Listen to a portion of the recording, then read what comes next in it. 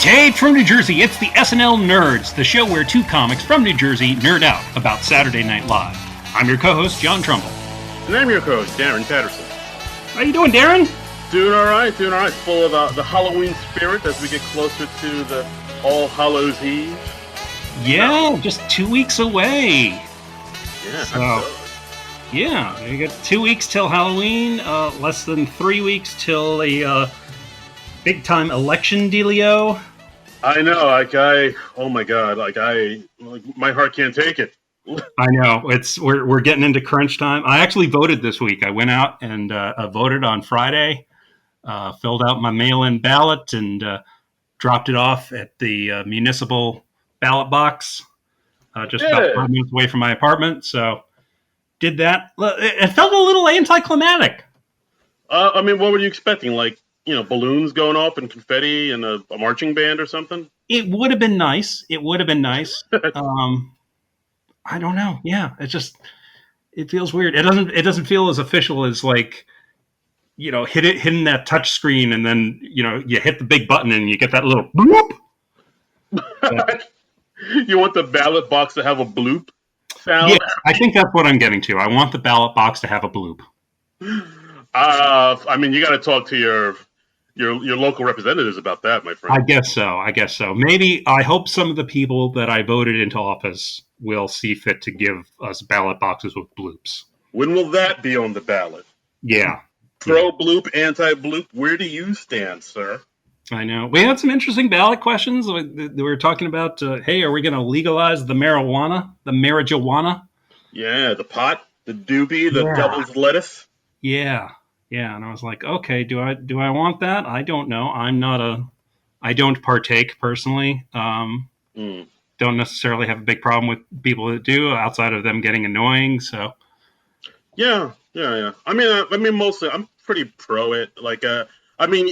For the most part, just because of the medicinal reasons. Just like a lot of people use it for to help treat them for their illnesses. Yeah. If it helps somebody with their ailments, then I'd say go for it.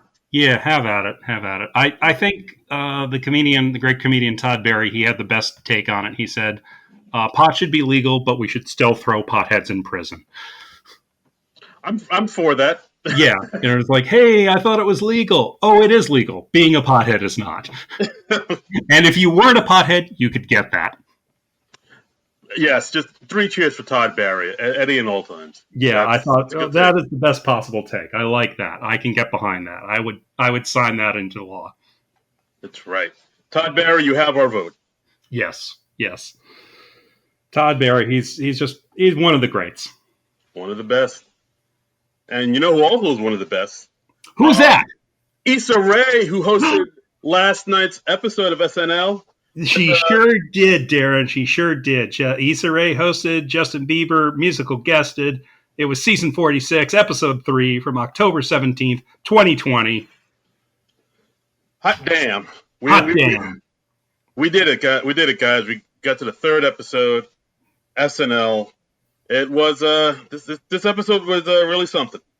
It was, wasn't it? It was, they did some things. They put on some sketches. They had some make-em-ups and some ha-has and some attempted ha's and some bits where some musical instruments were played and people were singing.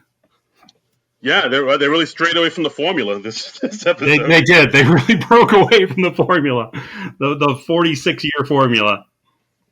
So this one, like we said, had host Issa Rae. For those who aren't familiar with her, she created a web series about 10 years ago called Misadventures of an Awkward Black Girl. Uh-huh. And that kind of it didn't go viral, but it had a strong following. And from that, she was able to work with Larry Wilmore on her show Insecure, which is on HBO. And then she kind of blew up a little bit. She's like a writer, producer, creator, and actress. And she even mentions, in the monologue, that she was originally supposed to do the show back in March, back when she had 2 movies come out this year. Mm-hmm. One was the Lovebirds, which was a rom-com with Kumail Nanjiani.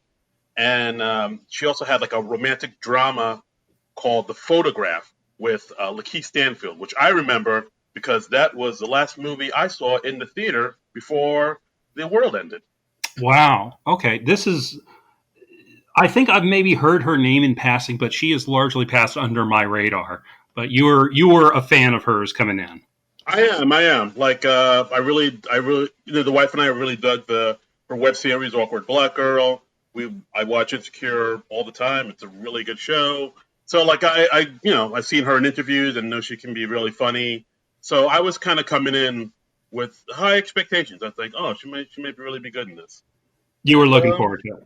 I was, and for the most part, maybe I shouldn't give away what I think. Okay, well, I think you kind of did, but before we get into Issa Rae's specific contributions, we should cover the cold open, which, as you might expect, in an election year, less than 3 weeks away from an election, we did the dueling town halls because we had. Okay, we normally in a normal year we would have had a second presidential debate this week, but we didn't have that. They couldn't come to terms on this, so Biden said, "Okay, I'm going to do a town hall thing on ABC." And then, like less than a week before, NBC announced we're doing a town hall with Trump, and it's going to be scheduled opposite the Joe Biden town hall. And it's just insane, right? It is. It's like, I mean, it's. Oh, sorry. I'm sorry. That was my scream of angst. But just Yeah, because, like, yeah. I mean that sums it up. That sort of guttural reaction. That's yeah. wow. I mean, just because Trump was like, oh, you can't do. This is going to be virtual. You can't do virtual. I'm not going to do it. So Right. now he just like kind of pouted and took his ball and went home, and he's just like had this other, town hall of his own, and it just I don't know, it just stinks of petty. And then the fact that NBC agreed to do it, NBC got a lot of backlash for Yeah. that, especially like a lot of people who are on NBC, like cast members of This Is Us and whatnot. So they threw in a couple of jokes about that. Well, they threw in one in the cold open, and then Che had one in the weekend update that we will get to. That was Yeah, yeah. I feel like NBC deserved the flack that they got because I mean they didn't have to schedule it opposite the Joe Biden town hall. I feel like that was a bad call, and it just pissed me off because it's like NBC also has done a lot to kind of normalize Trump. I yeah. I mean, mean, the fact that he hosted SNL in 2015, the Jimmy Fallon hair tussling thing. yeah, the tussle heard around the world. Yeah, and it's just like all these things. It's like ugh, ugh, and now you do this, ugh, ugh, Yeah. NBC. Yeah. I'm pretty much with. Even if they did it like an hour or two before or after Joe Biden's Yeah, like town hall, that or yeah, like they could have done that. So I don't know why they chose to do it like right at the same time. That seems like a really, I won't say vindictive, but it just yeah. it stinks to me. I don't.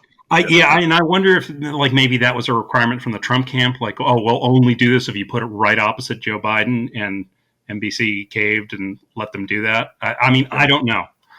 To quote John Lovitz as the critic, it stinks. Yeah, it stinks. It stinks to high heaven. Okay. So that whole thing, the whole thing seemed kind of shady going into it, you know? Absolutely. And then we got this cold open from it, which I'm just gonna say it off top. This cold open was a bit of a slog to get through for me. Yeah, it was another 12-minute thing where they're trying to recount everything that happened in the town hall, like almost beat for beat for both of them. I mean, the premise was like, we're going to present this how most Americans watch it, flipping back and forth on TV. Um, I just watched the Biden thing straight through, and because I knew I'd see whatever highlights or lowlights from the Trump thing on the news after, or read about it on Twitter, which is exactly what happened. So I wasn't flipping back and forth like a lot of people were, I think. But did you watch these? How did you watch them? I did not watch it. I didn't watch either one. I was actually hanging out with some friends in a park, just talking and like catching up with some buddies of mine. Oh, look at you being like social and stuff. It's better. Hey, man, it's just I'm very popular. What can I say? The people love me. Yeah, yeah. No, I think you made the right call. You made the right call. So we had of course Jim Carrey playing Joe Biden, Alec Baldwin playing Donald Trump, Mikey Day as George Stephanopoulos, who was talking to Joe Biden, and Kate McKinnon as they called it, surprise badass Savannah Guthrie talking to Right. Trump. Yeah, and like you said, it was basically them going back and forth in between the two town halls. I mean, well, like I said up top, I was kind of slogging through it, and like the one thing I really wasn't wild about was, like you said, they were kind of going through the what happened in each town hall beat for beat, and Mm-hmm. like that. I think that's the thing that really bugged me is like there weren't any real jokes really, or any strong jokes in it. Like, well, at one point, there's that one woman that became kind of a viral sensation, that Paulette Dale, the blonde Mm-hmm. woman with the red glasses, and like it was played by Chloe Fineman in this cold open, and she was saying, "Oh, let me see you smile. You have such a beautiful smile," which is Right. exactly what the actual Paulette did in the town hall. But The Trump town hall. the Trump town hall, right? But yeah, but there was no joke there. It was just her like recreating what happened, thinking that would it, because they were thinking the reality is strong enough to be the joke because it is a joke, in a Mm-hmm. way, but it just wasn't. And I don't know. I could feel like the audience really wasn't too into it. And like at one point, what Paulette said, I think Trump asked, Paulette in the cold open, like, "Hey, where are you from?" And she's like, "Oh, I'm from Mexico." "Oh no, I'm just kidding. I'm from Mrs. Mazelvania." And I'm like, "What? That's it? Yeah. That's the?" I don't know. There was a lot of weak jokes in this I in the mean, cold open, I the thought. the Trump side of it was about what I expected because they were making jokes about how Savannah Guthrie like asked him some hardball questions, from what I saw was the truth. But the Biden side, it really kind of pissed me off because they were presenting the same tired old thing of Biden being out of it. And I watched his entire town hall. That was not what happened at all, man. He was cogent throughout. He was answering questions thoroughly. It was dry almost. I mean, Biden was not acting erratically at all, and I really felt it was irresponsible of them to present it that way. I mean, it really Hmm. kind of pissed me off. Yeah, fair enough. I mean, I guess they thought because it seems so dry and so like what politics used to be, Hmm. it's not entertaining anymore. So they had to like maybe paint it in this kind of weird lens of him being, the doddering old man, which I guess is the route that Jim Carrey is taking with this this Joe Biden impression. Yeah, I don't Or know. the writers, maybe it's the I've never writers too. I've never really gotten behind the narrative of, oh, Biden is losing his faculties and all of that. So I just could not get behind where they were coming from because I was like, no, this was not what happened, and I really, it really bugged me, man.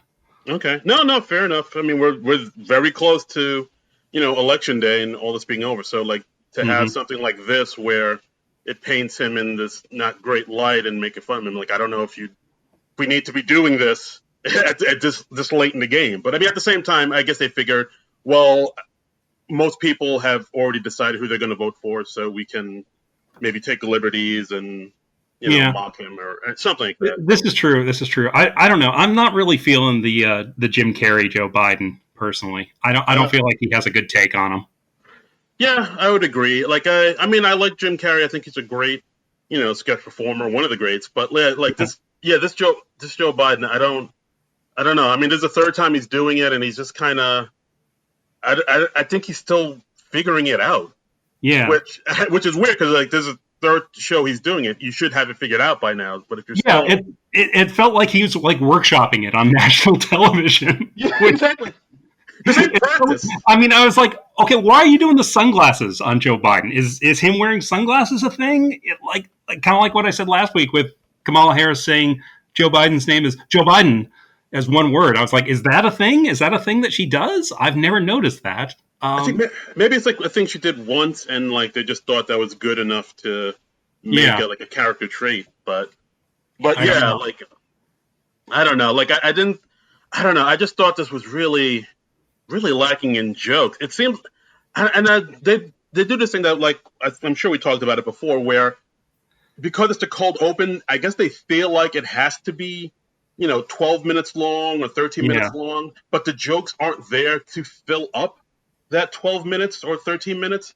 I'm like, dude, just make this shorter. If you don't have the jokes because like so many of the jokes just kind of fell flat or just kind of were like right. whatever. And it's like, dude, if you don't have the jokes, just cut the fat, make it shorter, make it like 7, 8 minutes, and Yeah, leave it at yeah. that. 7, 8 minutes would be plenty. And like, why did you feel the need to work in Maya as Kamala Harris? I recognize that she's popular, but she had nothing to do with the town halls this week. So you could have skipped her. You could have left her out of the sketch, and it would have I, been fine. I think just because like they have her, for the few weeks, Yeah, and like they think, I think it's because like they know people like her Kamala, so it's just like, oh, maybe we'll just put her in and it'll go viral, or it'll make the news on the blogospheres and whatnot. But it's just yeah, like, but yeah, it felt like she was shoehorned in just to point out the woman who was behind Trump in the actual town hall, who was like kind of shaking her head and doing yeah. Nodding excessively and stuff, and yeah, yeah, but and even and, that and didn't really Baldwin go. actually broke a little bit at that moment. A little bit, yeah. But Yeah, like even that kind of really didn't go anywhere. yeah. It It was was weird. like, I liked towards the end where they had Joe Biden like putting on the Mister Rogers sweater and stuff because some Republicans were trying to go at him like comparing him to Mister Rogers as if that's an insult.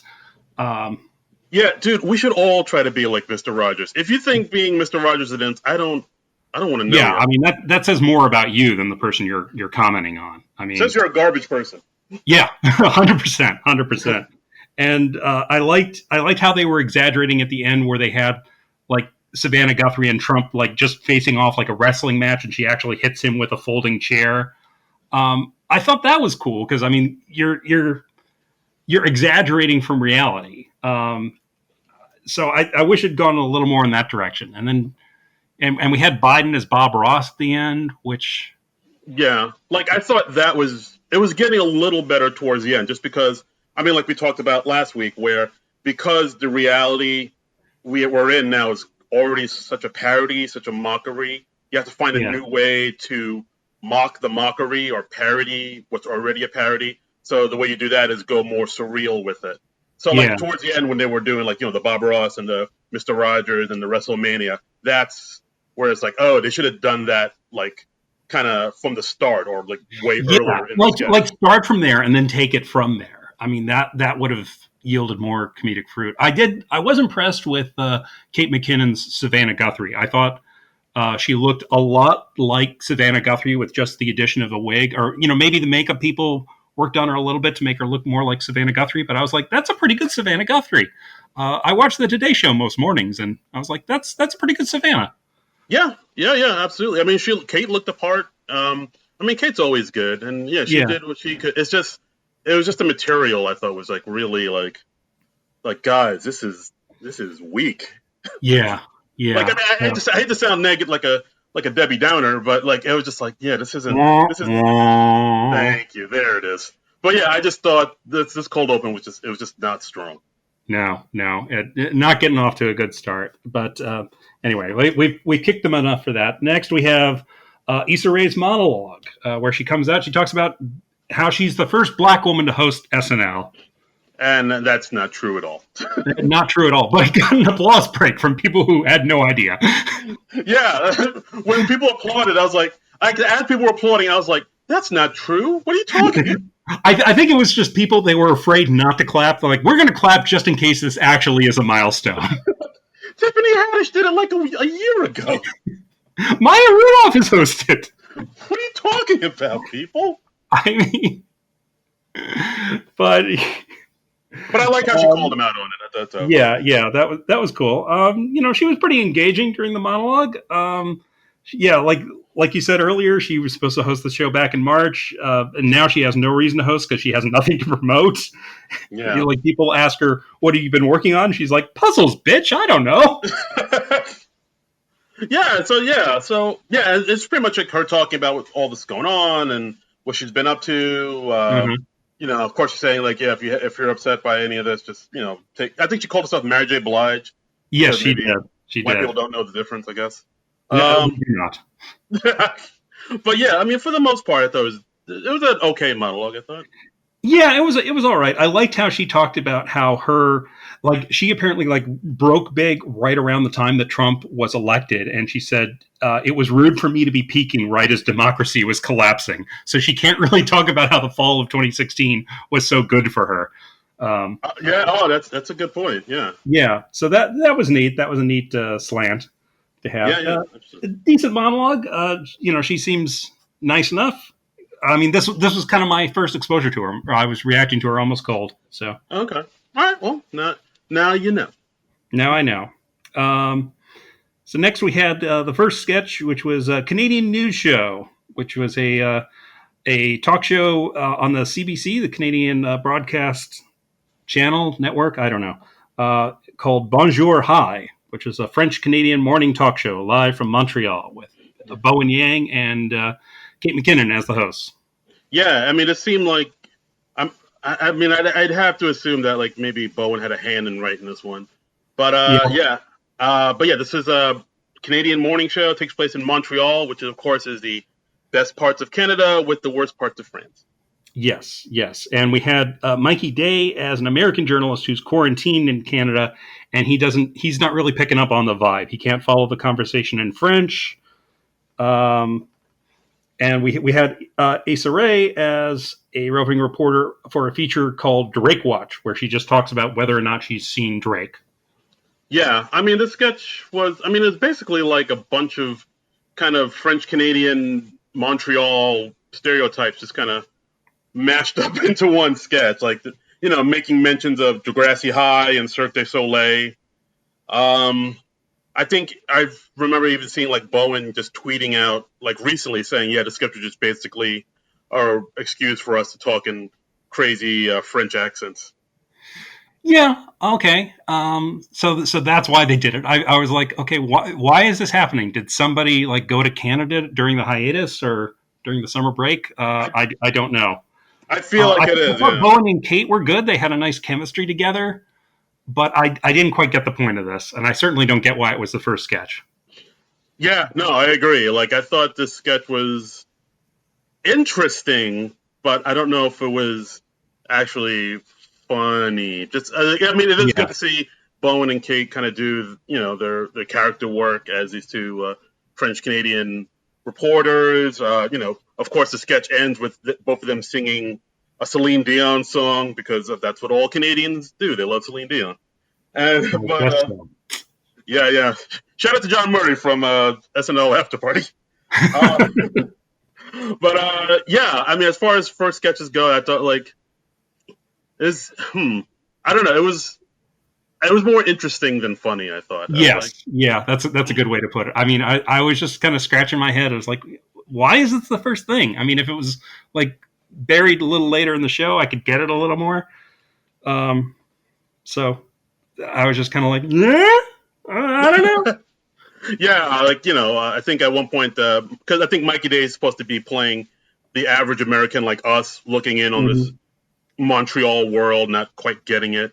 Like as Yeah. like when Bowen asked him, "What do you think of Drake?"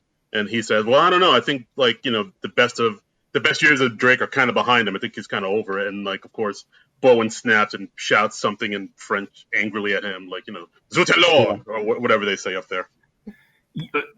Who knows? I don't know. I know that Quebec French or Montreal French is different from French, so they were getting a Oh, little mileage out of that. But I don't know. Maybe I didn't have the background to get it.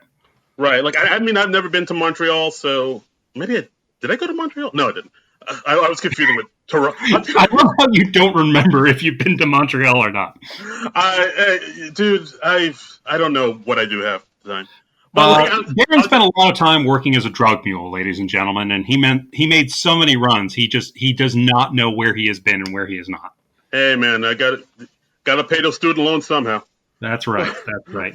But the Clint Eastwood movie, The Mule, actually based on Darren's life story. That's right. I signed away the rights. I mean, so I don't know if you need to be from Montreal to really get, to pick up what they're doing here. But I mean, to me, it just seemed like a bunch of Canadian stereotypes mashed into a sketch. Where it's like, oh, look how weird they are up here. Hilarious. Yeah. All right. So next we had a pre-tape, 5-hour empathy. This was a fake commercial with Beck Bennett as like a concerned citizen saying, how can I help with what everything that's going on in the world when I don't even understand what some people are going through? And they introduced this product from the makers of 5-Hour Energy called 5-Hour Empathy, where you can see the world from the point of view of another person for 5 hours.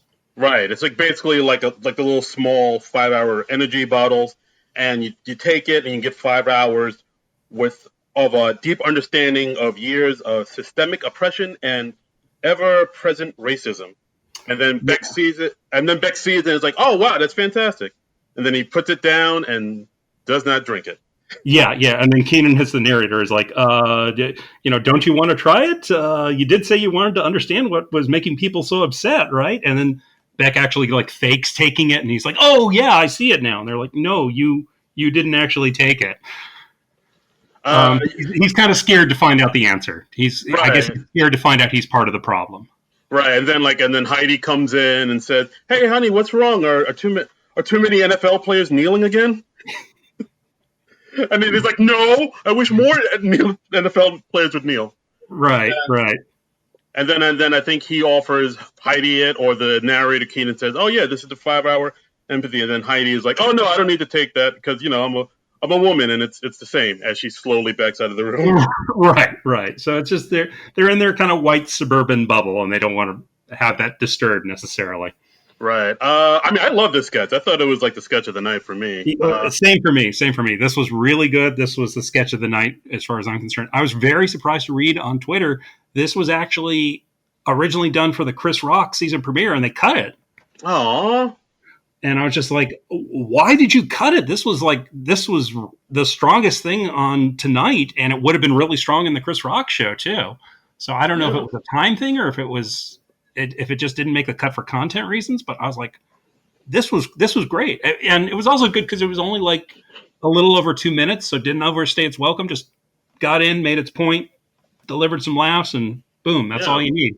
I mean, this might be. I mean, I'll say this is probably this is the strongest sketch of the season so far. I mean, I know we're only 3 episodes in, but like I think this is stronger than most of the sketches from the Chris Rock episode and the Bill Burr episode. And I've talked about how I really like sketches that like have a point or have a message in them, but they don't shove it down your throat. Like they kind of, they candy coat it in comedy first, but then there's a message in it. And I really like this because it's like them saying how, certain white people, like they say they want to know, why, black people and disenfranchised people are upset and angry. They don't get it.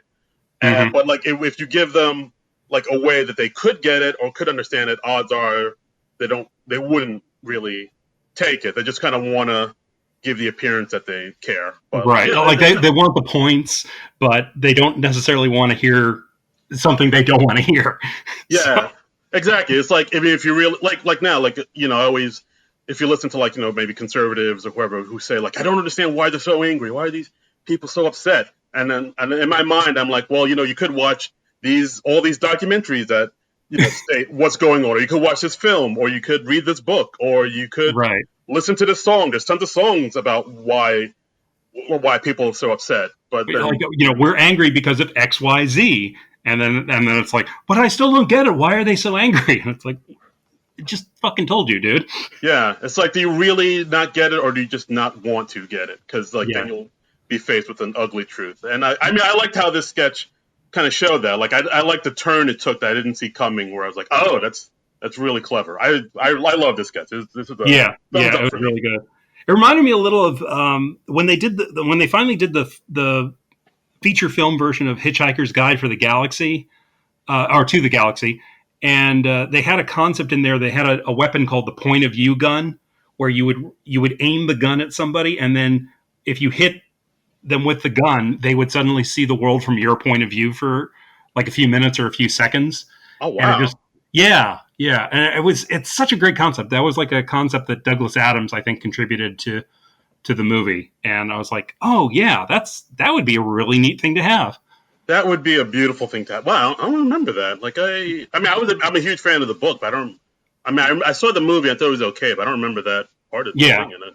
I mean, the movie has its problems. They did some things brilliantly, and they did some other things not so brilliantly. But I really like the concept of that, and it played into the climax, as I recall. I should watch that movie again. Yeah, wow. Me too. Wow, guys, Hitchhiker's Guide to the Galaxy. Go watch it. Go check it out. It's got Martin Freeman. I mean, how bad can it be? Yeah, come on. He's America's sweetheart Exactly. from the UK. Yes. Next, we had First Date X's with Issa Rae and Chris Redd as a couple on a first date. And they keep running into Issa's exes coming by in the outdoor restaurant that they're at. Yeah, and that's I don't know. There wasn't much to this sketch. Like basically, one of Issa Rae's exes, played by Keenan, who looks like a homeless, disheveled man. Mm-hmm. Then another one played by Pete Davidson, who the guy goes by Karate Man, who's just a guy. Karate Man, yes. He just wears like a karate gi with Mm-hmm. a trench coat over it. Right. Then, And a headband. and a headband, of course. You can't forget that. Yeah. You know, Cobra Kai. And then Bone Yang comes out as like a robot man, like one of those guys in Times Square, just painted all in silver. Yeah. This is a robot. I don't know. Does this sketch seem to meander a little bit for me? It was interesting. It wasn't. It was okay. I did like how each one of the guys that came by, they made a point of mentioning the phrase "titty meat." That was interesting. Yeah, That was just a weird runner. Keenan comes by and he was talking to Issa and saying like, "Oh, you're looking good. Titty meat's popping out." And then that, Pete Davidson comes by, also mentions the titty meat. And then when Bowen comes by, he's like, "I'd recognize that titty meat anywhere." that was interesting because like I want to find out who wrote this sketch because I remember hearing that phrase like years ago in a Patrice O'Neill special back in like 2011.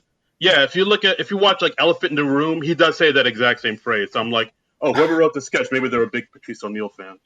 Oh, I'd forgotten that because I'm pretty sure I've seen that special. But yeah, so titty meat kind of hit me out of the blue.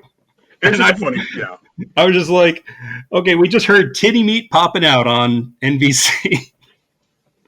Welcome to 2020. I'm amused that they got that on.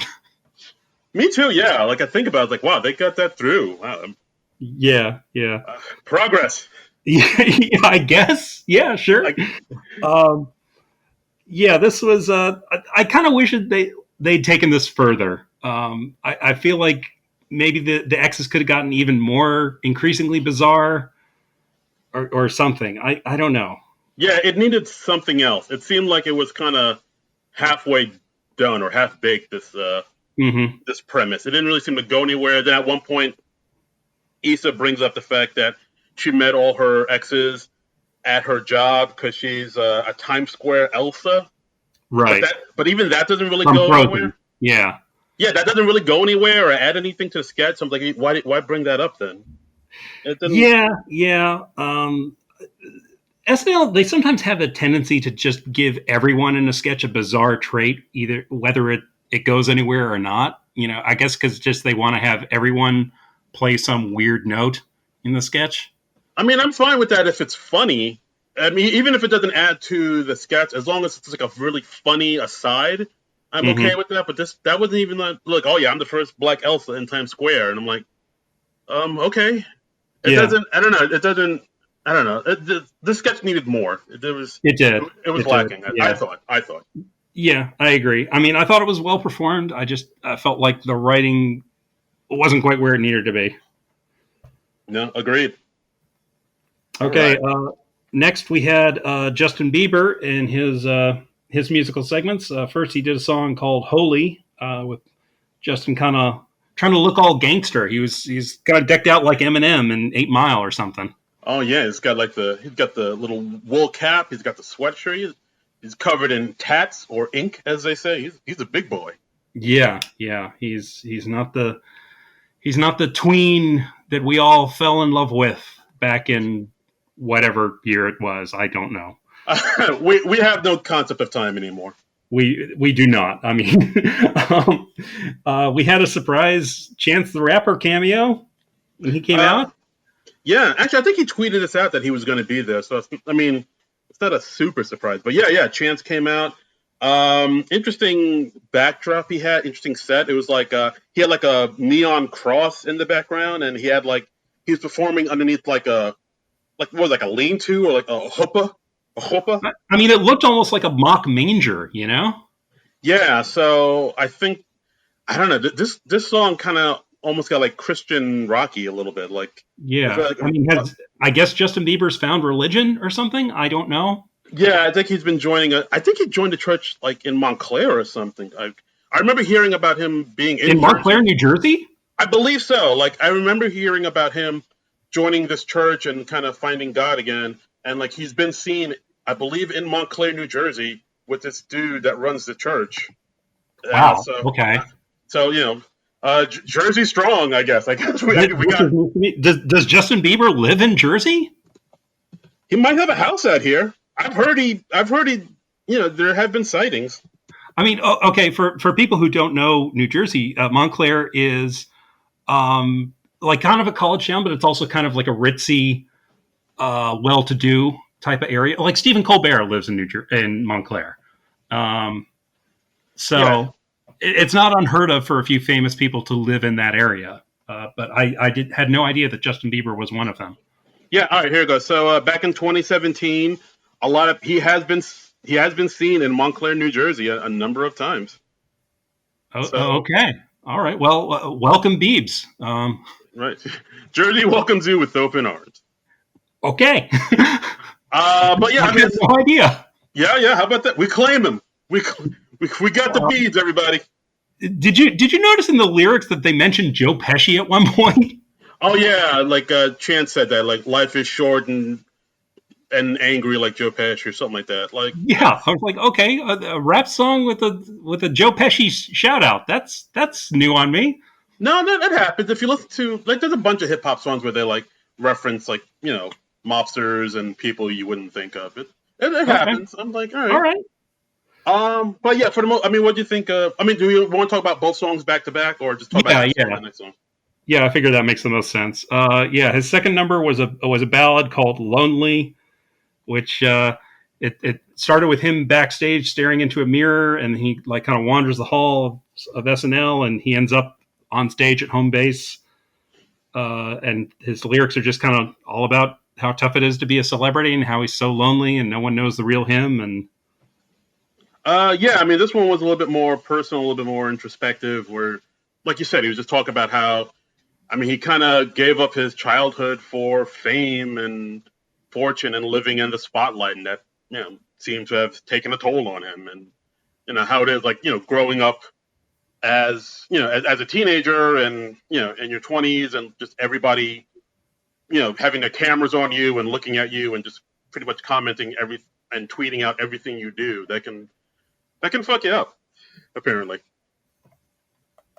And it was I don't know. I thought that, I mean, the second song, "Lonely," I thought was interesting. I mean, just because I do appreciate it when like maybe pop stars try to become a little bit more introspective and a little bit more, and maybe not as maybe make songs that are a little bit more, have a little bit more depth to them, or at least they try to have that. So like, I'll give them points for that. yeah, it didn't work for me. It's tough for me to dredge up a whole lot of sympathy when you write a whole song about, oh, woe is me, it's so tough to be famous. And yeah, I know being famous does come with its own difficulties, but it's really tough to get people on your side when you bitch about it. No, I hear you. It's like when people talk about how tough it is being attractive, and I mean, Yeah. or like how tough it is being rich and wealthy. Like the average person don't want to hear that. Like you can only talk to your problems, your pretty problems to other pretty people, your rich problems to other rich people. Like Exactly. like Exactly. the average Joe don't want to hear how hard it is that like Yeah. you get dates all the time and how you can afford whatever you want. Like that's I don't want to hear that. Yeah. And besides the sentiment, me not being able to get behind the sentiment, I just thought it was a bad song. I thought it was fucking awful, honestly. Oh wait, which one? The Holy song or the Lonely? The Lonely song was really bad. Wow. All right, that's fair enough. Okay. Wow. Well, Beebs, I mean, you're in Montclair now, so you can, if you want to call in and take on Trumbull with his hot takes, we're the phone lines are open. Mm-hmm. Mm-hmm. Yep. Yeah. I mean, you're only like 10, 15 miles away from me, so yeah, we can have it out. We can settle our beef. Duke it out in the streets of Montclair. That wouldn't end well for anyone. Yeah, probably not. Yeah. So those are that's Justin Bieber. I thought they were okay. For the most part, they're all right. Yeah, look, I recognize I'm not the target for the Justin Biebs, but what you gonna do? Fair enough. Yeah. So weekend update with Jost and Che. And Jay. Yeah. I mean, I mentioned this earlier in the episode, and I'll just say it again up top. Like I thought Che was kind of on fire in this weekend update. Yeah, yeah. I mean, good Like old reliable Michael Che. right, like I remember like there was a tweet somebody put out. I don't know if they tweeted to you exactly or to the SNL Twitter account at SNL Nerd Show.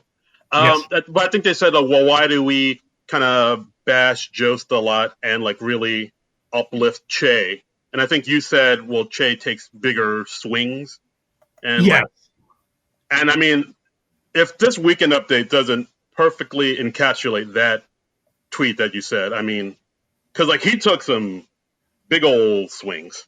Yeah, I mean, I feel like he's just braver in his jokes. I feel like just he goes after a lot of low hanging fruit. I feel like his jokes tend to be a lot more obvious, and also I feel like Michael Che delivers his jokes better. Yeah, just can write a clever turn of phrase. I still don't think he's all that great at delivering jokes, honestly. yeah. I mean, I guess Joe's is a little bit like Seth Meyers was back in the day, where the jokes are serviceable, they're good, but they're kind of they're a little obvious and they're Yeah, okay. But just when you compare them to Che's jokes, I mean, like you said, Che's jokes are stronger. They take like sometimes they'll take turns you don't see coming. hmm Like they're more ballsier. They're like it's no contest. Che's jokes are just better. yeah. Period. He's just stronger all around. Yeah, I mean, Jay, he said, NBC held a town hall with Trump because what can I say? We have a type. And then they put up a picture of Bill Cosby, Matt Lauer, and Donald Trump. And it's just, wow. Dude, the audience was like, oh. Yeah. And then like Che said something to them because I guess up to this point where I kind of noticed it where like the audience really wasn't giving that much throughout the entire show. Like the sketches before this, the audience wasn't too crazy about. And so when hmm Che said that joke, he said back at them, "I'm starting to think you guys don't like anything." Yeah. I laughed out loud at that. That was amazing. Yeah. I mean, it's Jay's one of those people that's fun to watch even when his material's not going over great. Yeah, because like he'll call himself out. He's like he'll be like, "All right, well that one sucked. Whatever." Like, Yeah. Yeah. I mean, that's probably the stand-up comedian in him. Yes, I think totally, and I feel like that's probably a big reason why Che's stronger at delivering jokes than Joe's, because Joe's his background was as a writer, not as a performer, really. So he's kind of had to learn on the job. Yeah, I mean, he had that other joke later in the weekend update where he's saying police in Ohio said that the homeless man sleeping on a bench was actually a statue, a piece of Mm-hmm. art, which was a relief because they shot it 15 times. Jesus Christ! I mean, Dark, but hey, there's obviously an element of truth in that. yeah, So, yeah. So, I mean, and Joe's had some jokes too, but I mean, like, I don't know. I think Che ran away with it this weekend update. He was just like, Yeah. I mean, Joe's had a joke somewhere around the middle of the newscast talking about how governor's wife was called a racial slur at a grocery store, and he says this was the worst case of racism at a grocery store since Newman's own salsa. And then they cut to a picture of the Paul Newman salsa with Paul Newman in a sombrero with a big old mustache, and it's like, I don't know, it just felt very hack. no, I agree. Like when you compare that joke to, the homeless man bench joke. I mean, dude, one is clearly better. Yeah, And yeah. like it's, I don't know. I mean, we could speak Che's praises all day. Yes, But yeah, it's Che ran away with it. Che's he did. MVP. He did. He and Jost have their moments, and it is fun to see Che troll Jost. Especially when he's like calling him out for being like privileged or racist or whatever. And that's of course like just two buddies joshing at each other. I'm sure that Jost isn't actually any of that stuff, but Yeah, but it's just it's fun to see him go after Jost. yeah. I mean, and Jost knows what he looks like. He's like, yeah, I look like a privileged white kid from New England. He titled his book "A Very Punchable Face." Yeah, he's not unaware of how he's perceived. Yeah, no, he gets it. So like the fact that he's able to roll with it, and it's fun. Even like during this weekend update, like a lot of the jokes people were like maybe not loving or just were too kind of shocked by, but like Chose and Jay were just having fun with just like living in the bomb, where they're like, all right, this is hilarious. Yeah, and they obviously enjoy busting each other's chops and stuff like that. And I don't know. I feel like if I ever met Jost, I'd come away being like, oh, he's a really nice guy. I like him more. I feel like a little bad about all the horrible things I've said about him. Yeah, I know. Yeah, exactly. Like I'm sure if we met him, he'd be like, oh, he's actually okay. So yeah. Jost, the invitation's open to be on the SNL Nerds podcast whenever you like. Just call in. He's like, yeah, I'll get right on that. Yes, I'll leave my beautiful wife Scarlett Johansson for an hour to talk to these lamos from Jersey. Oh God! If that ever happened, that would be so awesome and bizarre all at the same time. Dude, if anybody knows anybody that can make that happen, let's do it. I would flip my lid. Well, I know it's never going to happen until and unless Jost leaves the show. I don't see anybody who's a current member on SNL ever coming on this show. Yeah. Well, c'est la vie. Anyway, but we also had Alex Moffat and Mikey Day making their grand return as Eric and Donald Trump Jr. Yeah, and I really like Alex Moffat as Eric Trump. I really love what he does here. Yeah. We've had they're talking about of course the race and Trump and all these things, and I don't know, like whenever Mikey Day and Alex Moffat get together as Donald Jr. and Eric, I love their back and forth. I love their chemistry, and I also love how when Donald Jr. Mikey Day is talking to Jost, Eric Trump is kind of doing his own thing. Yeah, he's like mirroring Don Jr., which is always fun to see. Yeah, exactly. Like I love because like usually when in sketches, like when somebody is talking, the other person is just kind of not doing anything and just waiting for their turn to pipe in, waiting for them to say their lines. Right, because you don't want to pull focus. Exactly. Yeah, but like Moffat does is he kind of lives in the body of Eric Trump, and he's like always like either playing with his hands or kind of doing all these like really subtle kind of body movements and facial things that like kind of like he's getting a lot of laughs by not saying anything at all. And I really enjoy that. I mean, I just like the little touches. I like, Eric wearing a Paw Patrol mask. I liked him like putting hand sanitizer on his tongue and being like, Dad said it was fine. I'm really going to miss these two when the Trump administration goes away. I think the only thing I'm going to miss about the Trump administration is seeing these two on Weekend Update. Fair enough. Absolutely. And we also get another Trump. We get Tiffany Trump, played by Chloe Fineman. Yeah, who's she's still celebrating her birthday, and they joke about how Tiffany and Eric have never actually met. Yeah. Because she's just one of those Trump kids you never really hear about. Yeah, she's just kind of doing her own thing. And even Eric says to her, he says to Donald Jr., he's like, hey, who is this lady? And Yeah. he's like, oh, that's your sister, bud. And he cautiously shakes her hand. It's like, hi, not Vanka. Yeah, yeah. She had a cute line. Dad's always taken the 6 foot social distance rule very seriously with me. I thought this was good. I thought Chloe's Tiffany voice was a bit hard to understand at times, so it was tough to get at what she was actually saying. Yeah, that was. I mean, you could see she was trying to kind of adjust the voice a little bit because I think she knows like it is hard for people to understand what she's saying when she talks in that Tiffany Trump voice. Because I never heard Tiffany Trump talk. Does she actually talk like that harder type of voice? Like I don't. But yeah. I honestly don't know. I have no idea. She's not someone I've ever seen a lot of news coverage on, and I've certainly haven't sought out news coverage on her, so I don't really know how she sounds. Yeah, it's like her and Ivanka's husband Jared. Like no one's actually ever heard them talk, so no one knows what their voice sounds like.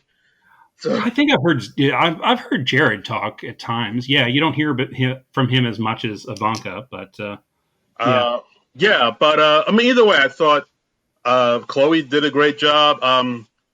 Like the energy or the chemistry was like a little shifted, like not since she came on and it was like the 3 of them instead of the 2 of them. But I think it still worked overall. Yeah, no, it was good. It was solid throughout. That was probably the strongest segment in Weekend Update, I thought. Right. We also had a little brief thing called 80 in America, where 80 Bryant talks to voters in the Heartland.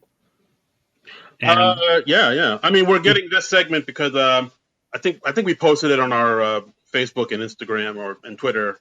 Well, we don't have an Instagram. What am I saying? Our Twitter. But 80 is not in New York. She's off in Portland filming the season 3 of Shrill.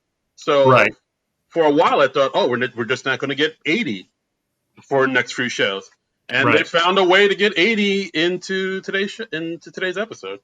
Yeah, and it was just really her standing in a field saying she hasn't really found any undecided voters in the Heartland. Yeah, she's saying things are not good. She doesn't know where she is. She hasn't spoken to anyone. She's sorry. And that's it. It was like less than a minute. Yeah, and it really just felt like, this is a way to get 80 into the show. Yeah, it really didn't kind of go anywhere. It was just like, it's less than a minute. It's short enough before you get sick of it. So I was like, okay, it's nice to see her. Yeah. And lastly, we had Heidi Gardner as Carla, the famous 80s cocaine wife, commenting on all the New York City clubs being closed because of coronavirus. Right. I mean, well, that's the premise, but then it's just basically Heidi Gardner's chance to showcase a character, which is like basically the stereotypical 70s, 80s, disco wife that you see in all the movies where, they're addicted to cocaine and stuff. It's a very specific character. Yeah. I felt like Heidi had just rented Scarface or maybe Carlito's Way, something like that. Right. Or maybe like Jennifer Lawrence's character in American Hustle or something like that. But yeah, maybe, one of those. It's in that wheelhouse. Right. I mean, I liked it just because I'm a big fan of Heidi and I like to see her do her character work. I think she's like a really strong character performer. I love her commitment. I mean, I'll admit it was just kind of meandering a little bit, but I just still found it kind of fascinating. Like, how people were losing their jobs, like a dice blower or a homewrecker or a plaintiff. Yes. Yeah, I did like that listing of jobs.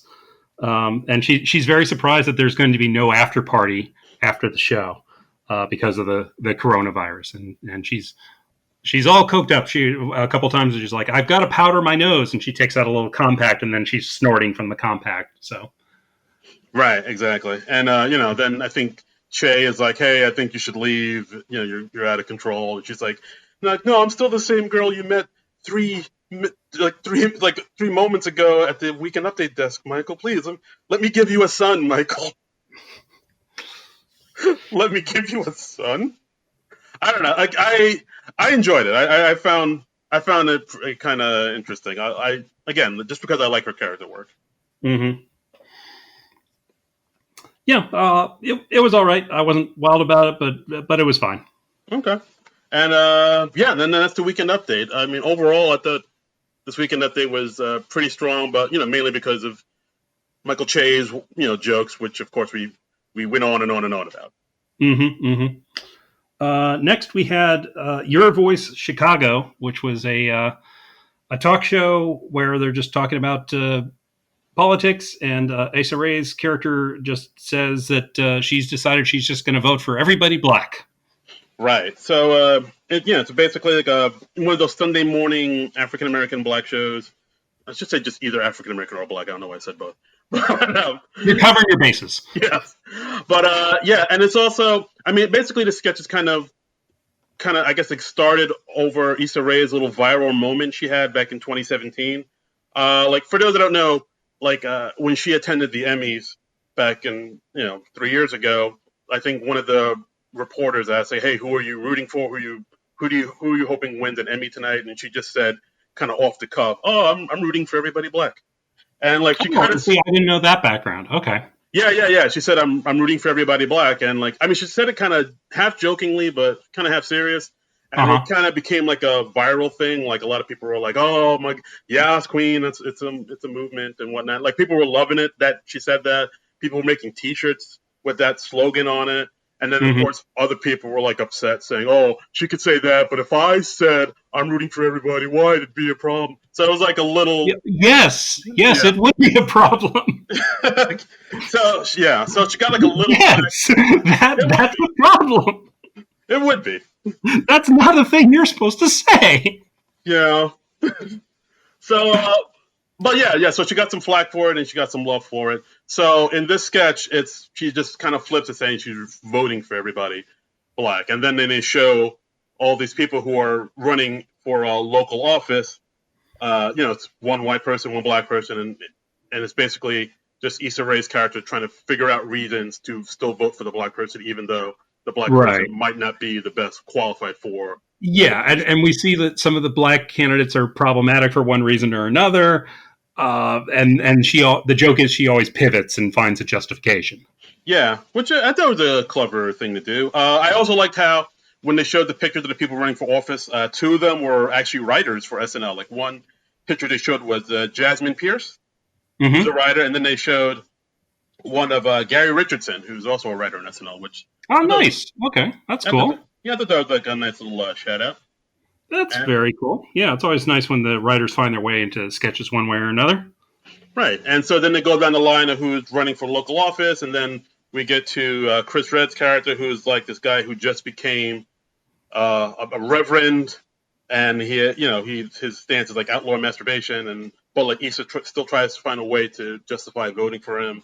Then they had these two kind of conservative pundits, Crystal and Caviar, which of course is a play on Diamond and Silk, who are two like kind of internet people who are pro-Trump, who are two black women who are pro-Trump, and like she tries to find a way to justify voting for them. And then the capper at the sketch is at the end, where Keenan, who's the host of the show, is saying, "Well, join us next week when we talk about the people running for president, Donald Trump, Joe Biden, and Kanye West." And then Issa says, "Kanye, F him." Which is I thought it was a nice little capper. It's like saying, like, yeah, I can justify voting for all these black people except Kanye, who is just the worst. Didn't he, like, I know he announced he was running, but then didn't he like drop out like just right after that? Dude, I don't know. I don't know what he's doing anymore. Like, he's like, I think he just put out like a video saying write him in, and God, he's such a disappointment. I just said it because I used to be a huge Kanye fan. Like, I think his first 4 albums are amazing. Like, they're pretty much classics. But like now he's in this space now where he's more known for his like the crazy things he says and his antics and all the tabloidy fodder than he is his actual music. And it's like he's in a space where like when you hear Kanye West, you're like, oh yeah, that's the crazy dude that's like MAGA and says all these insane things. Oh, and he's also a musician. And every once in a while, he does some music. Yeah, and that sucks because he's a really good musician. He makes amazing beats and albums, but it's just insanity just overshadows that, and he doesn't seem to want to control it. So he's just like, dude, what are you doing? Yeah. So that's my little Kanye rant. Like, I used to be a fan, Okay. but now I can't justify what he says and does. Yeah. Okay. Okay.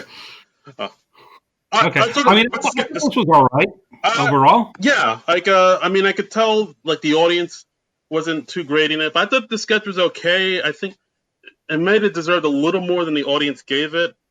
I think, I mean, as far as live sketches go, I thought this was pretty good, but I don't know. Yeah, I thought this was good. As far as the live sketches go, I thought this was maybe the best out of all the live sketches, pre-tapes withstanding. Mm-hmm. Mm-hmm. And speaking of pre-tapes, next we had another pre-tape called Dancer, Ooh. which was Kyle Mooney backstage having an awkward interaction with Issa, and it soon emerges that he wants to be a background dancer for Justin Bieber. Yeah, that's where the sketch starts, and then it just kind of takes a lot of left turns. Like, and this gets kind of all over the place.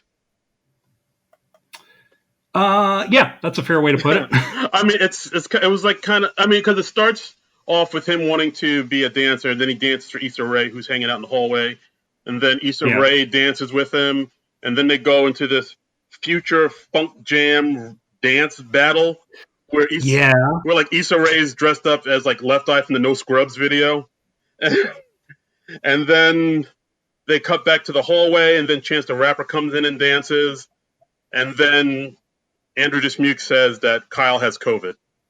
Like, yeah, really random out of nowhere ending where Kyle tests positive for COVID, and yeah, Andrew is like, you have to leave the building immediately. Yeah, I mean, this was obviously a Kyle Mooney joint, like, and Yeah. I mean, you know where I feel about him, but like, I don't know. I thought even for him, this was just kind of all over the place. It was like written by. It felt like it was written by like a 10-year-old kid in a way, where it's like, and then Kyle Mooney dances, and then Issa Rae dances, and then they dance together, and then Chance the Rapper comes in and he dances, and then Kyle has COVID. It was like, maybe they had a page from like 5 different sketches, and then they just grabbed a random page from each sketch, and then they mashed them all together. Yeah, right. And that was this segment. This sketch is like a Frankenstein's monster. It's just like a bunch of pieces of stuff just sewn together. Yeah, it was more weird than funny, which is, I feel like a lot of times that's what Kyle Mooney is going for. Yeah, like, so. I mean, there's even one point in the sketch where he actually looks into the camera after he got the diagnosis that he has COVID, and he's like, "Yeah, my life is pretty random." I was like, "Yeah, this sketch proves it." And so are the sketches you produce for the show. Oh, shout out to Kyle Mooney. You met him. We can. No, he's, again, very nice guy. I mean, very, very nice personal in the brief time I met him.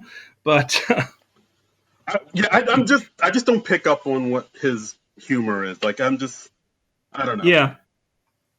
And it's, and it's okay that not every sketch is for us specifically. Right. I mean, one of the things I like about SNL though is that it tries lots of different types of humor. So right. There's certainly room for this type, and when they do something that works, I love it. I just wish they had a higher batting average, right. Yeah, I mean, Kyle, it's not you, it's us. Yeah. Yes. But it's partly you too. Oh, wow. Again, Kyle Mooney, call into the podcast. You're always welcome.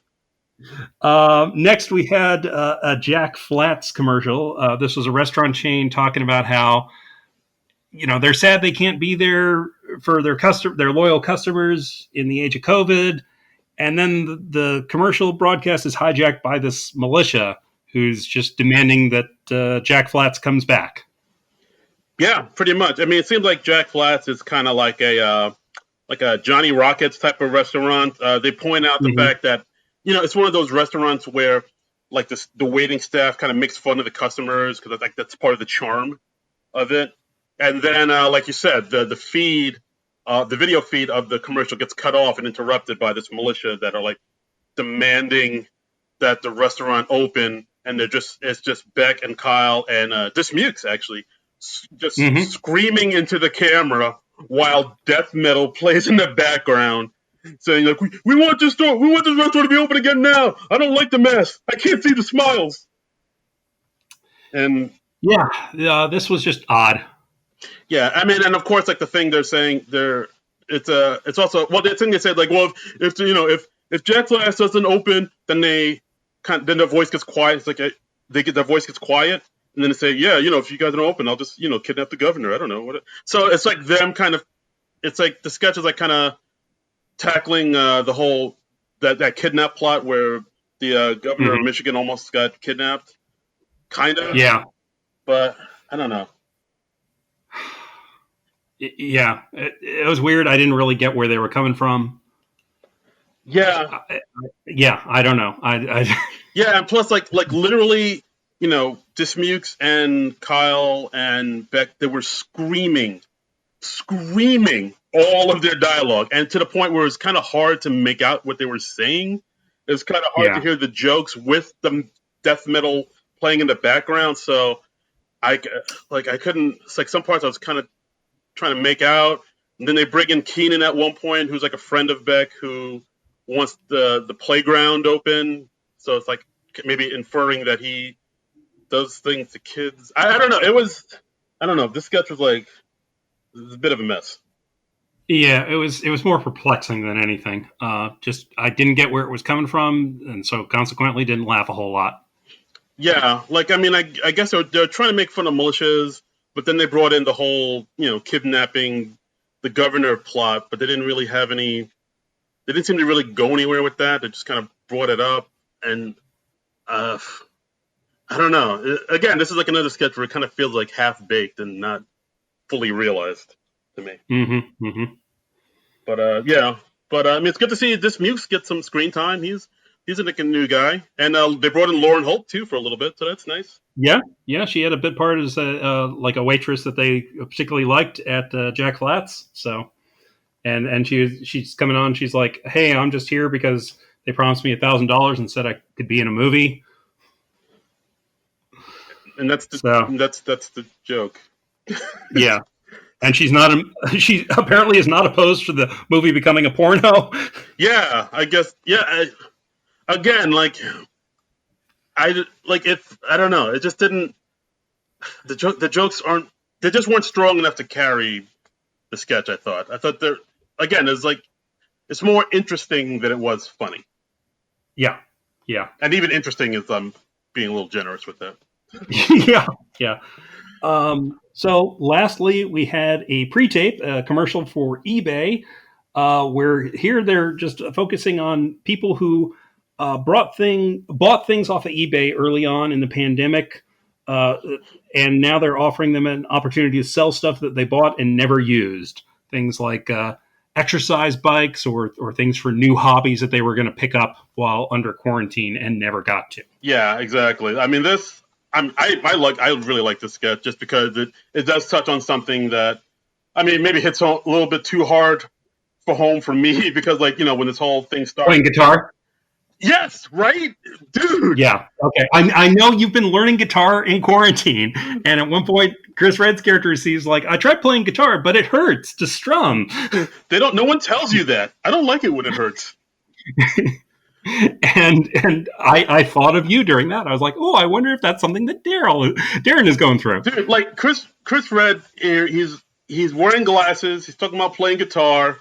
I wear glasses. I talked about playing guitar on this podcast. So part of me was like, oh, is this supposed to be me?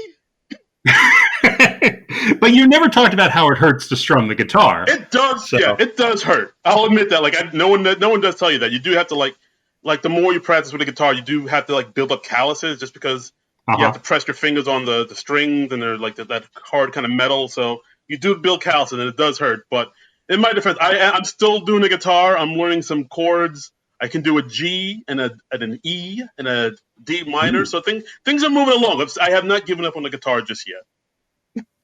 Okay. But I mean, but this sketch, it does hit on that feeling where, at the beginning of this whole pandemic, when it started, I was like, oh, I'm going to be able to work out more every day. I'm going to get healthy. I'm going to finish that screenplay. I'm going to write new jokes for my stand-up set. I'm going to get a lot done. and like as of now, I've written maybe 2 new jokes, and just spent a lot of time, rewatching Marvel movies and eating cheesecake and barbecue. So that's what Yeah. I've done. Okay. That's kind of sort of productive. Yeah, It's self-care. exactly. It's self care. I've like I marathon Community on Netflix.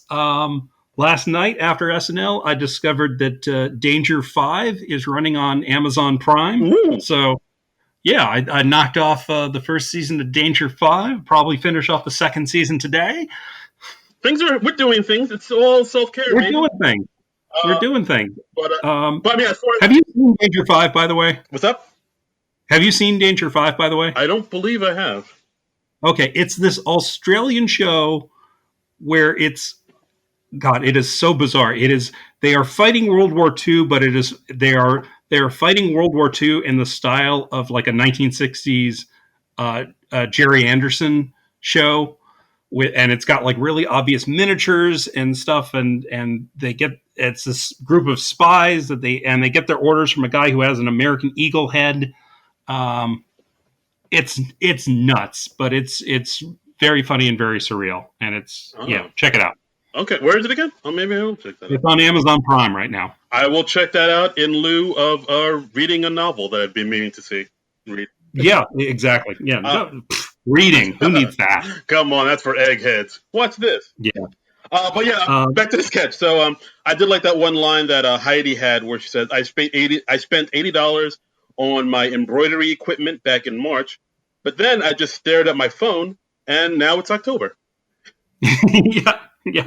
And they introduce a new subdivision of eBay called Prebay, where we intercept your overly optimistic purchase and take it right back before you ever open it. So you see a package being dropped off at somebody's door, and then they like tape over it again and then take the package right back. I thought that was great.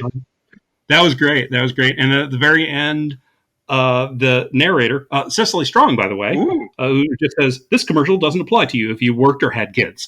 Right. So, covering the bases. So it's giving those people a pass, but us single people who do not have children, it's going at us hard. No excuse. No excuse. But yeah, I mean, I dug this sketch. I thought this was maybe the second best of the night. Like, this and the 5-hour empathy, I thought were the 2 strongest sketches of this episode.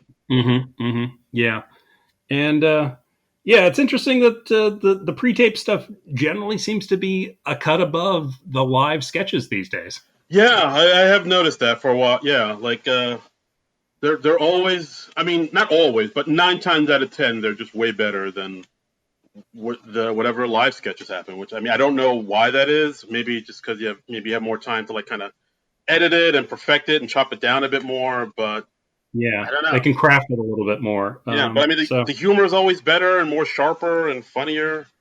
But I mean, I don't know. I'm just hoping they change that and maybe make the live sketches just give them a little bit more, because like there were a number of sketches in this episode where I was like, this isn't completely done. Like the cold open, the date sketch, the Jack Flats. I was like, I don't know if this is fully realized just yet. I did like on the last couple things they had Cecily Strong narrating some stuff, because she's shooting. What is she shooting? She's shooting like some other show right now. I believe she's in Vancouver shooting that show for Apple Plus. Okay. I think it's with Keegan-Michael Key, if I'm not mistaken. I think Lauren is producing it too. Okay. But yeah, that's what she's off doing right now. All right. Well, I hope she's able to come back to the show before too long, because I do miss seeing her on the live show. And realistically, we're probably not going to get a whole lot more of Cecily on SNL. I feel like this is probably going to be her last year, but who knows? Right. Dude. All right. So then that's the episode. I mean, overall, I thought this episode was better. I thought it was. I still think the Bill Burr episode was better, but I think this episode had stronger sketches, like the pre-tapes, like I said. So I mean, it might be right in between. I think it's right in between the Chris Rock and the Bill Burr. Okay, that seems fair. I'm not sure if I'd put it above the Bill Burr or not. Maybe. Yeah, I feel like maybe the pre-tapes in this one were stronger than the Bill Burr one, but yeah, 6 of one, half a dozen on the other. Okay, fair enough. And if you heard me go ooh, that's because I was looking at my phone, just trying to see Yeah. if there were any tweets and whatnot. And Mm-hmm. as it turns out, SNL just put out who's going to be hosting and musical guesting on their next episode, and it is. I did not see this coming. Yeah, yeah. They posted this while we were recording. They posted this like 37 minutes ago on the official SNL Twitter account. And breaking news! Breaking news! Yeah, October 24th, so next Saturday, we've got host Adele. Which is what? Yeah, yeah. That's one of the go-to moves that SNL does. They have somebody they liked as a musical guest come back and be the host. And the musical guest, her, is it her or HER? I don't know. I think they pronounce it her. I know of her. Okay. Her? Her. Yeah, she's like I know she plays like guitar. She's like a R&B soul funk kind of performer. She's very good. But Adele as the host kind of throws me because, I mean, for one, we haven't really heard much from her in a while. She's kind of been laying low. And I think she went through like a big weight loss recently too. So, but no one's seen her in person. I didn't know that. Okay, Yeah, no, interesting. yeah. Like if you look like on the tabloids, you see like she kind of lost like a ton of weight. So people have been saying she looks like Sarah Paulson, the actress Sarah Paulson. I can see some facial resemblance between those two. Sure. Right. And but also like as far as her hosting, like she's like a straight up musician. Like I don't think she's ever done any acting in any movie or TV show, but she seems to have a good sense of humor. So yeah, this should be interesting. Well, they must have liked her when she came by the show before and performed at the show before. And SNL, they've done a few things that obviously showed what Adele super fans they were. So, yeah, that's going to be something to see. This will be something to see. Adele and her. Interesting. Very interesting. Mm-hmm. Very interesting. And yeah, that's our episode, guys. That's all we got to blab on about. I don't know. Did we get any interesting questions or anything from the Twitter sphere this week? I don't believe we did. Oh. Yeah, no, we did not. So if you commented and Darren doesn't think you're worthy, obviously. Whoa, no, I'm just saying we didn't get. Whoa, easy. Don't try to. I am straight up throwing you under the bus, dude. Where's? I thought we were friends, man. Yeah, no, we haven't gotten any tweets about it. People seem to be kind of mixed about this episode. Some people dug it. Some people were like, eh. I mean, it seems like everybody was not crazy about the cold open, which is understandable. But it seems like a mixed reaction over the show overall. Yeah. So yeah. Okay, and so yeah, as always, thanks for listening. You could rate and review and subscribe to the podcast, Stitcher, iTunes, the Apple Tunes, the Google Plays, and the Spotifys, and what have you. Follow us on Twitter at SNL Nerds Show, and yeah, and please, if you enjoy the show, tell a friend about it. Tweet about it, retweet it when we post it. We like doing the show, but we really want to grow the audience. And also, if you can take the time to rate and review us on Apple Podcasts or any other podcast app of your choice, we really appreciate that too. We do read every one, and we like that, and that really does help us out. So please rate us 5 stars, give us a nice review. Help spread the word. Absolutely. And and as always, you can follow me on Twitter and Instagram at Darren Credible. That's DARIN Credible. If you're in the Jersey area, the West Orange area, you can see me. I'm doing stand-up again. Hey! Got a show this Wednesday at the Oak Barrel Pub. Outdoor event. It'll be under a tent, masks, social distancing, the whole Megillah. So if you want to see me tell the 2 new jokes I wrote throughout this 9-month of quarantine, come out to Oak Barrel Pub and see me tell my joke 'em ups. Ooh, yeah.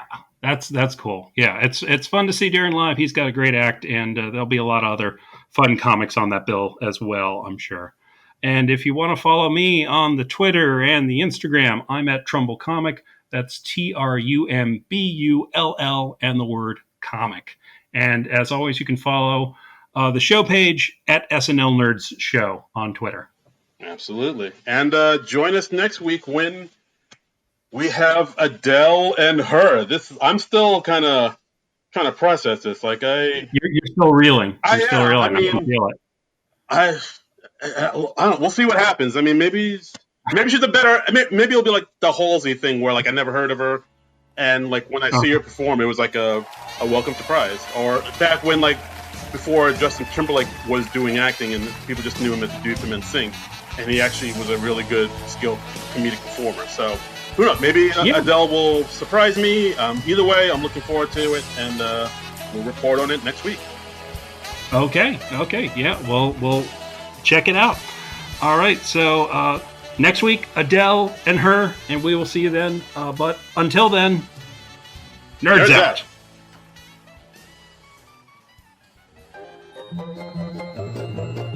This has been a non-productive media presentation. Executive producer Frank Hablawi. This program and many others like it on the Non-Productive Network is distributed under a Creative Commons Attribution Non-Commercial No Derivatives license. Please share it, but ask before trying to change it or sell it. For more information, visit non-productive.com.